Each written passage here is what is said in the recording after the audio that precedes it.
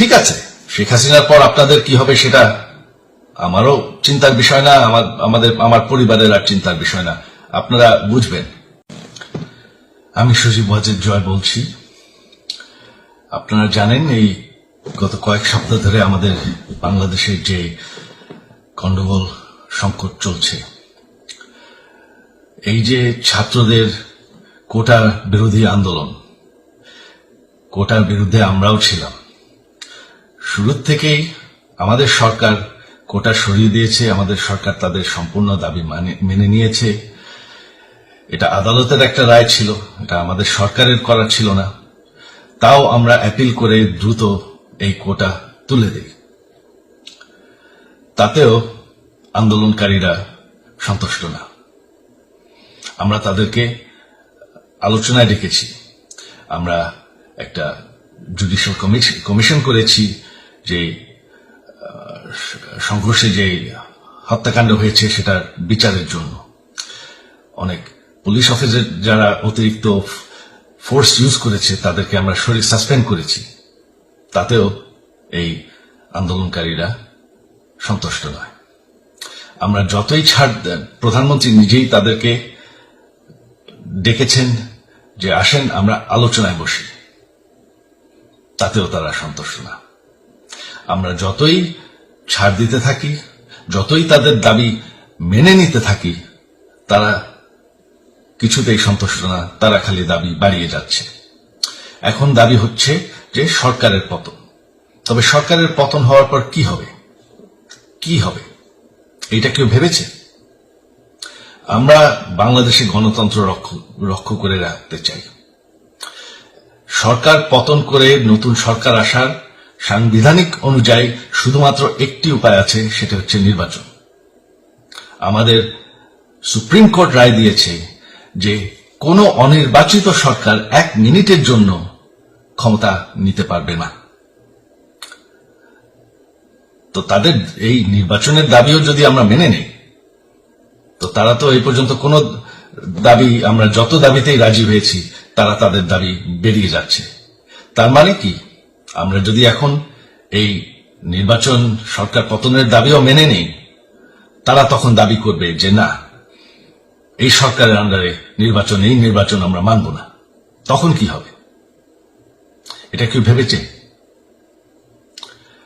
জানি আমাদের সেই সুশীল সমাজ আবার আলোচনা করছে সেই তত্ত্বাবধায়ক সরকারের অভিজ্ঞতা তো আমাদের আছে, আপনারা ভুলে গেছেন? সেই তত্ত্বাবধায়ক সরকারকে নষ্ট করে দেওয়া হয়েছিল বিএনপির আমলে ইলেকশন রিগ করার জন্য। তারপর যখন আরেক তত্ত্বাবধায়ক সরকার আসলো, দেশের কি অবস্থা হয়েছিল। শেষমেশ সবথেকে বড় কথা যে আমাদের সংবিধানে স্পষ্ট বলা আছে এবং আমাদের সুপ্রিম কোর্ট রায় দিয়েছে যে অনির্বাচিত সরকার 1 মিনিটের জন্য দেশের ক্ষমতায় থাকতে পারবে না। আমরা আওয়ামী লীগ, আমরা আন্দোলন করেছি, আন্দোলন করে এই দেশকে স্বাধীন করেছি, আন্দোলন করে গণতন্ত্র ফিরে এনেছি, আন্দোলন করে আমরা দেশের উন্নয়ন করেছি। আপনারা যে বঙ্গবন্ধুর মেয়ে শেখ হাসিনার বিরুদ্ধে বলছেন, আজকে শেখ হাসিনা না থাকলে বাংলাদেশ এতদূর আসতে পারত? অসম্ভব।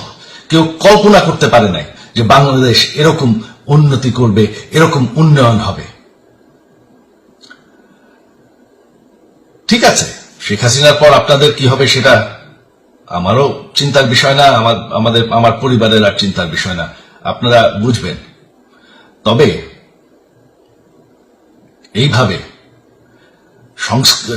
সংঘর্ষ করে, হত্যাকাণ্ড করে ক্ষমতা দখল করা যাবে না। এটা আর আন্দোলন না।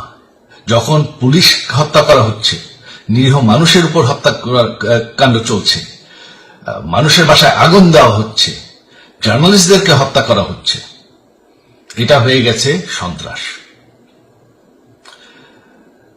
আর সন্ত্রাস মোকাবেলা শুধুমাত্র একটি ভাবে করা যায়। আমার অনুরোধ, আমাদের ল এনফোর্সমেন্ট, আমরা অনেক ধৈর্য ধরেছি, তবে এখন আর এটা সহ্য করা যাবে না। ল এনফোর্সমেন্ট এজেন্সি, বিজিবি, এবং কি আমাদের মিলিটারির প্রতি আমার আহ্বান যে আপনাদের দায়িত্ব হচ্ছে আমাদের দেশের মানুষকে নিরাপদ রাখা এবং আমাদের দেশকে নিরাপদ রাখা, আমাদের দেশের সংবিধানকে নিরাপদ রাখা, সংবিধানকে রক্ষা করা। তার মানে এক মিনিটের জন্য কোনো অনির্বাচিত সরকার আমাদের ক্ষমতায় আসতে দিবেন না। এটা হচ্ছে আপনাদের দায়িত্ব, কারণ সেইটা হলে আমরা আবার পাকিস্তানের মতন হয়ে যাব। আমাদের এই যে 15 বছরের উন্নয়ন সব শেষ হয়ে যাবে। বাংলাদেশ এর থেকে আর কোনোদিন ফিরে আসবে না। আমিও সেটা চাই না, আপনারাও সেটা চান না। আমি সজীব ওয়াজের জয় যতদিন আমার পক্ষে সম্ভব আমি সেটা হতে দেব না। জয় বাংলা, জয় বঙ্গবন্ধু।